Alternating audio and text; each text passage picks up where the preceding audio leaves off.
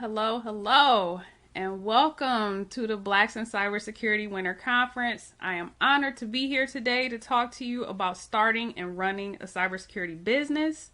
For those of you that don't know who I am, my name is Courtney H. Jackson. I'm the founder and CEO of Paragon Cyber Solutions. I've been in this field 20 plus years. I've seen and done it all, but we'll get a little more into that. I just want to provide a brief introduction to say hello and give me a moment to pull up my slides. I am very excited to be here to present to you starting and running a cybersecurity business. So here are the things we're going to go over today. I'm going to provide a very brief introduction, how to get started, how to identify your niche, define your service offering, set up your business, and network and market your new business. Let's go through it. For those of you who don't know who I am, my name is Courtney H. Jackson. I am the founder and CEO of Paragon Cyber Solutions, a cybersecurity firm based in Tampa, Florida. I've been in IT and information security for over 20 years. Before I left corporate America, I was a CISO for a multi-million-dollar DoD contractor. I also have a number of industry certifications as well as my master's in science. I'm a Navy veteran. I serve on multiple boards. I love to give back. And enough about me. I know you're here to learn about starting and running your cyber business, so let's dive in. So there's a few things that you need to consider before you get started. So number one, your why. Why do you want to start a business? Trust me, it's not as glamorous as it seems. There are a lot of pros and cons, but you really need to think about your why. Is it because you want more flexibility? Is it because you want to be your own boss? You really need to narrow that down. The next thing is your skill set. There are a lot of people that say, oh, I want to be my own boss. I want to start my own business, but they don't even know what they're going to offer. I mean, these are key things that you have to figure out. What is your skill set? Why would someone hire you for your services? Why are you qualified to start and run a cyber business? And lastly, solo or team. This is really big because I'm going to be honest with you guys. It goes both ways. Like I said, there are some advantages to being solo.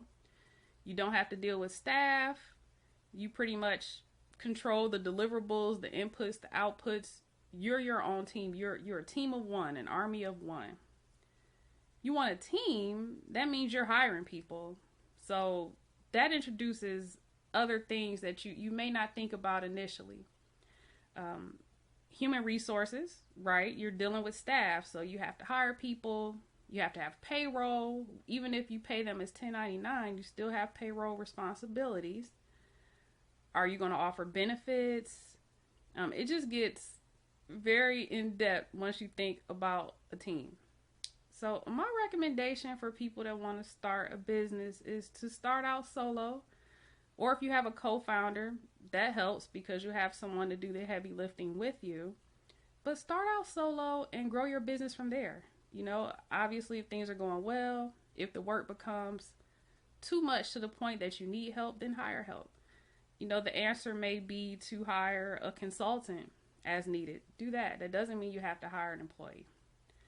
So I definitely want you to take these three things into serious consideration before you decide to get started.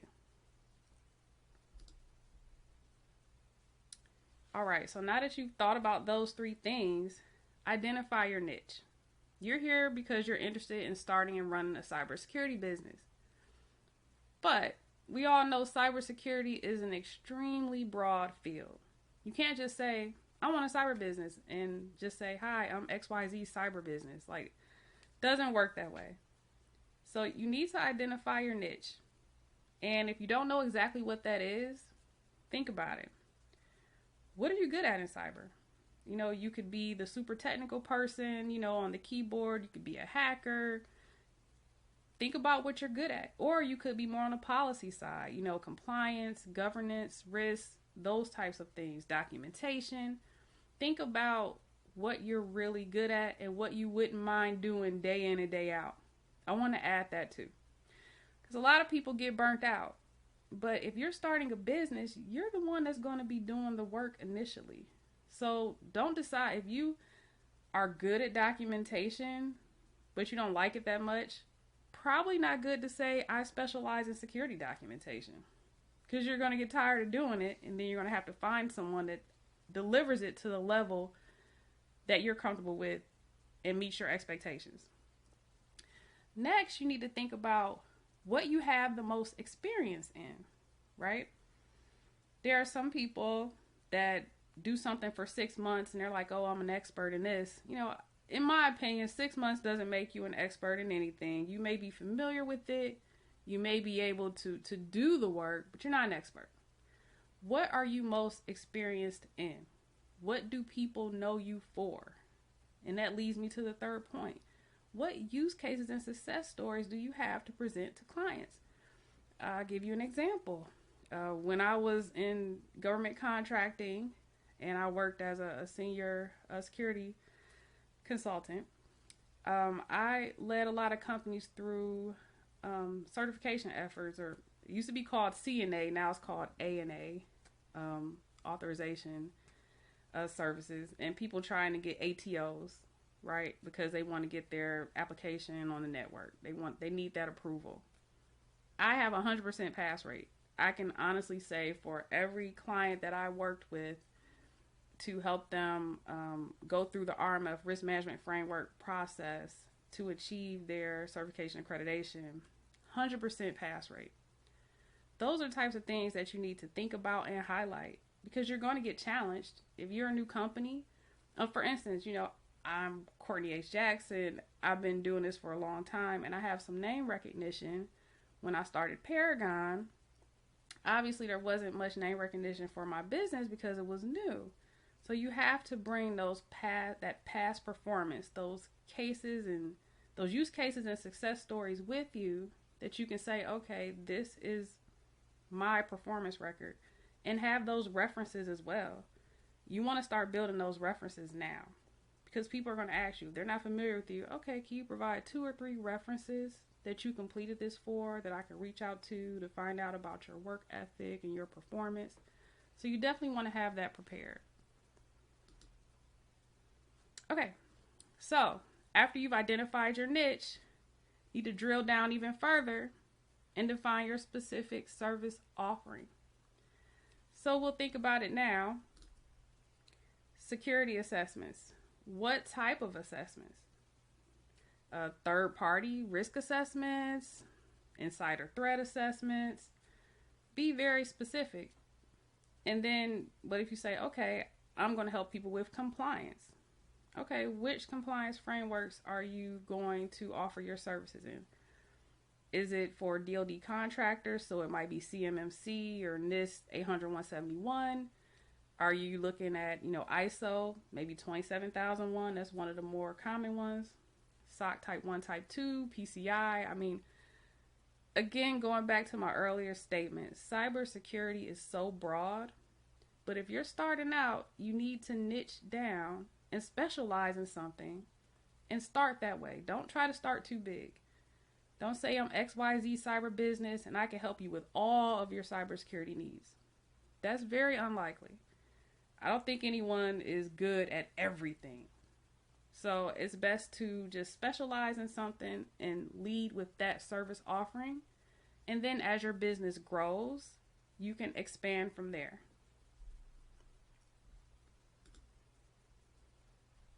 No one's an expert in anything. Like I said, be as specific as possible and move forward with your starting point.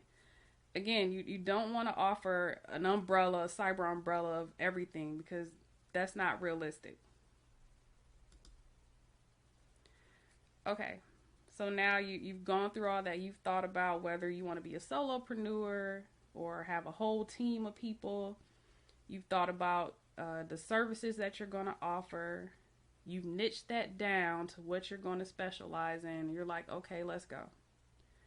Let's talk more about the business side of it now that you've gone through those initial steps. Again, you want to think about whether you're going to be a solopreneur or a consultant. You can have your own business and it's just you. No, there's nothing that says it can't be a one-person business. There's nothing wrong with that. And you can do 1099. You can even, if you don't have your company registered with an EIN with the IRS, which I recommend. You would have to use your social security number, which I don't recommend just handing out to people. So again, just a tip, not legal advice, that if you decide to be a solopreneur, I highly recommend registering with the IRS, get an employee ID number, because that tax ID number is what people are going to need to pay you, which is obviously important, right? And then build an empire. Again, think about the pros and cons of each one and consider what's best for you and your situation. Another thing I recommend here, a lot of us have working teams, or we have coworkers that we've established relationships with. So even if you decide to be a solopreneur, I still recommend building a network of people for different things. I'll give you an example. Let's say your niche is governance, risk, and compliance, and ISO certifications, just to throw that out there. But there's a lot of things that fall under GRC, right?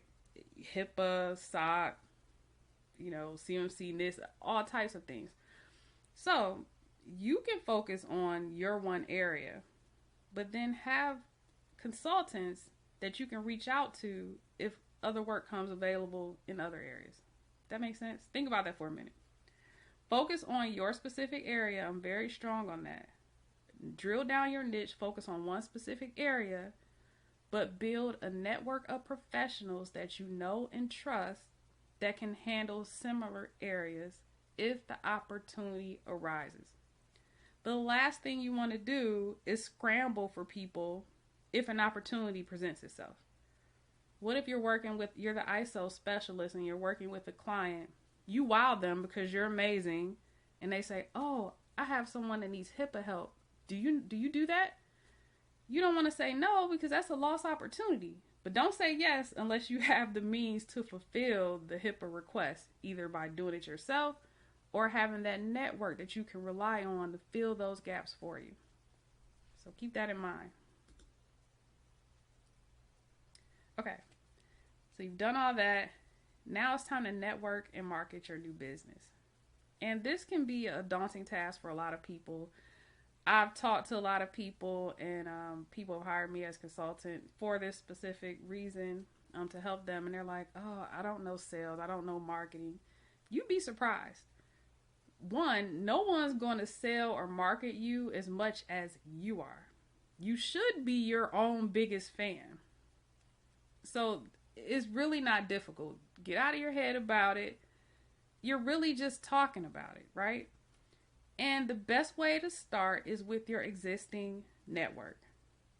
Don't get mad if they don't buy your services or spread the word, but it's really helpful to get in the habit of talking about yourself, and it's a lot easier to start out initially with a group of people that you already have in your network.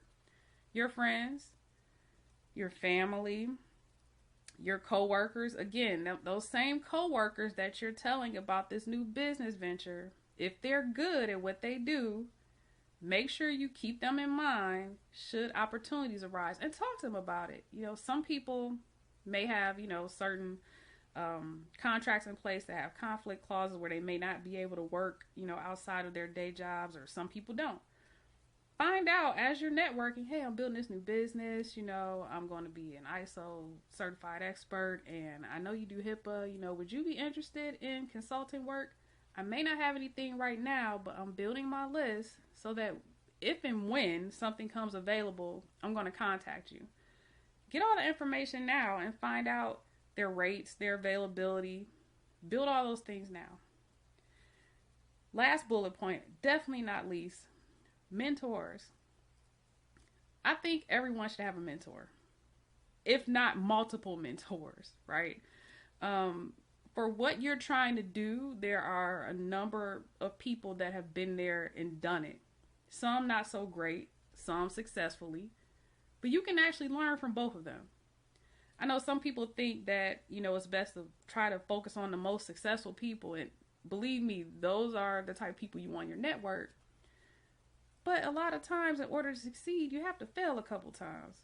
Not everybody hits a home run right out of the park, or their first business, is just out of this world and it's 7 figures. I mean, it happens. Is it likely? I don't think so, but it happens. I'm just saying to be open to mentorship. Don't focus on one type of mentor. You want somebody that's good with startups. You want somebody that also is good or experienced with established businesses. You definitely want to tap into them. And then people that know about the things that maybe make you nervous, like public speaking, sales, marketing, all those things. Get as many mentors as possible. You have to be respectful of people's time as well. I receive a ton of mentor requests. I have over the years, and I'm always happy to help people, but obviously I have to balance that with, other professional and personal obligations. So I say, if you reach out to someone and you don't hear back, there's nothing wrong with reaching out a few times just to, try to connect and see if they're available. But again, be open-minded. And one resource I want to share too for mentors, if you don't have anyone to reach out to, 2 resources actually. One is LinkedIn. I think that is an amazing professional network, and it's free. The profile is free. I mean, obviously you can pay for the premium profiles and Sales Navigator and things like that. That's not important at this point for you. You want to start and run your business, and you want mentors. Look at people's profiles on there. Reach out to the people that impress you. The other thing is more of a targeted resource is SCORE. SCORE.org, I believe, is the website. You can go on their site and request a business mentor, and it is free.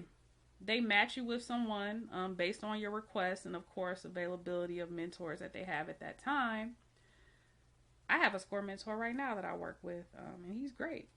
But they match you with people on there. So there are resources available. So don't think, oh, I don't know anyone to mentor me. Check out your resources. Financials. This is extremely, extremely important. Again, I am not a financial specialist. I am speaking from my personal experience. How are you going to start this business? You can't start it for free. Are you bootstrapping the business, meaning you're funding the business yourself? You're not taking any loans, not taking any investments. You're funding the business yourself, all the startup costs and everything. That's what I did for my business. That's what I've done for all the businesses that I've run. That's just my personal preference because I don't want to go into a business with debt and loans. To me, it's definitely not setting yourself up for failure because some businesses are set up in a way that they need that upfront capital. But for me, I personally don't want to start a business in the negative and owing someone. So I bootstrap my businesses. My current company, Paragon Cyber Solutions, is bootstrapped. No loans, no investors. I'm very proud to share that because I think that is huge. And that's my personal preference. Again, do what's best for you. Second bullet could be a loan. Especially right now, post-COVID, there are a lot of loan options available, PPP loans. There are a lot of loans for startup companies. If you're a veteran, there's those types. I mean, there's loans for literally about anyone. So you definitely want to consider the options that are available to you. And investors. There are some people that I've talked to as well and have done this where they know they want to start the business, but they don't want to take all the risk themselves. More so financial risk. They don't want to put their whole life savings on the line for this business. And I'm not going to stand here or sit here and tell you, well, if you believe in your business, you should invest all you have. I mean, no, I'm not saying that at all. I mean, people have financial responsibilities and obligations personally and professionally. So you have to consider all of that and whether you want an investor. If you have 50 grand in the bank, you may want to only invest 25,000 of that and then get someone else to kind of match you and then still have a cushion, just in case, because you never know what's going to happen until you try. But again, you definitely have to think about those things before you decide to start and run any business, not just a cyber business. The last bullet point is to know your rates and your targets. How much are you going to charge? We've already discussed determining the services that you're going to offer, as well as your niche market. So now that you've defined all that, what are you going to charge? The best thing I recommend to determine that is to look at competitor rates. You know, you don't want to be too far off. If whatever you're offering, if, you know, there's 5 companies in the area that are in the $50 to $60 range, you don't want to come and say, oh, I do that too for $200. I mean, no one's going to talk to you. Not if the market is telling them that your price is 3 to 4 times the average price for the service. So you definitely want to realistically think about your rates. In addition to that, you want to think about what your bottom line is. How much do you need to make from this business? If you're currently working a full-time job, that's great. I always recommend to people, if you want to start a new business, do it while you're working. As long as you're not breaking any clauses or agreements that you have in place, do it while you're working, because you're still bringing in income and you're not struggling and stressed out compared to someone that left their job cold turkey with no money in the bank. Then that's not a good recipe for anybody. That's a recipe for disaster. So don't do that. So know not only how much you're going to charge, know your targets, know how much you need to bring in to live comfortably and meet your financial obligations. And always recommend seeking the advice of a financial planner, because again, I'm not a certified financial planner. I'm just sharing with you my preference and my experience. So now that you've done all that, you need to lay the foundation. Think about the infrastructure. Are you working from home? Which I would recommend. Don't go out and lease an office unless if you were starting the type of business that required, you know, face-to-face, then obviously that would be important. Cybersecurity, you can run from home. I have an office, but I also have a test center and we do training. So that's why we have an office. But most of the services that we deliver for our clients, we can do remotely from anywhere. So depending on the service that you offer, start off at home. And the financial information, you want to set up your business banking accounts. Do not mix that with your personal account. I 100% recommend keeping them separate. It just makes it a lot easier for invoicing and accounting. You have QuickBooks, FreshBooks. There are a lot of options out there. So just do some research to determine which one is ideal for you. Standard operating procedures. This is so important. And I'll admit, I didn't do this initially. I wish someone had told me to do this when I first started my business. The business grew so fast that I didn't have time at that point to just document everything that I was doing. And I wasn't sure if I was going to have a team or just be me. I have a team now, so I have staff. And I'm like, it would have been great if I had just taken the time to document things and create these standard operating procedures so that even if you think you're going to be a solopreneur, if you decide to expand and grow your team, they'll have documented procedures to follow. It makes it much easier than training someone from scratch or off the top of your head. There are some other things that you need to consider. A business phone number. I definitely recommend a separate line. You don't want to use your personal line for a business call, like hello, like no, that's not professional. So you don't have to pay for a separate line. The second bullet point there, you can use a cloud number. Google Voice is free. I recommend using something like that. They have paid services, Freedom Voice, Grasshopper. It depends on if you're looking for a total solution with like phone, fax, and everything else. But I recommend keeping it simple. Keep your overhead costs as low as possible when you're starting a business. Use a Google Voice cloud number. Business systems. You definitely want to do project and task management, even if it's for yourself. It's important to monitor the amount of time that you're spending on tasks. So again, if you decide to bring on staff, you'll be able to see where you most need help at. What can you offload to someone else to free up your day to continue growing your business? Another thing is a meeting scheduler. I use HubSpot, but they have Calendly, Acuity. There are tons of them. Do your research, look at the pricing, and figure out which one works best for you. But I prefer this method for a few reasons. One, I don't like back and forth emails. Hey, can you meet Monday at 3?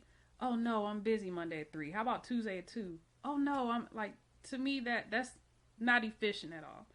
When I can just send you a link and you click it and it shows you my availability and you can select your preferred day and time based on your own availability. That's it. Office software, there are a lot of cloud solutions. I recommend using G Suite because it is cheaper than Microsoft and basically gets the same job done. But if you prefer Microsoft Office, use that. It really is a preference. Next is business correspondence. You definitely want to have a logo, your letterhead, all those things together. Don't wait until the last minute to figure that out. And then your team, as I mentioned, you don't have to put these people in place from the beginning, but you should at least have an idea of who you can reach out to for different things as you need them. All right, so that concludes my presentation. Let me move myself up here so you can see the screen. I hope you found it to be helpful. This is just some information to connect with me. It's my office and website, phone number. I'm on Instagram, Facebook, Twitter, all those things. I have 2 accounts. Cyber Courtney is my account where I share information like this. And Choose Paragon is my B2B account. That's for businesses, and I share cyber tips for employees and business owners. And I started a new YouTube channel. Just Google Courtney H. Jackson. That'll take you there. It's intended to provide information like this to help people get into the career field as well as people that want to start and run a cybersecurity business. It was my pleasure to present to you today. I hope you found this information helpful, and I look forward to seeing you all in the future.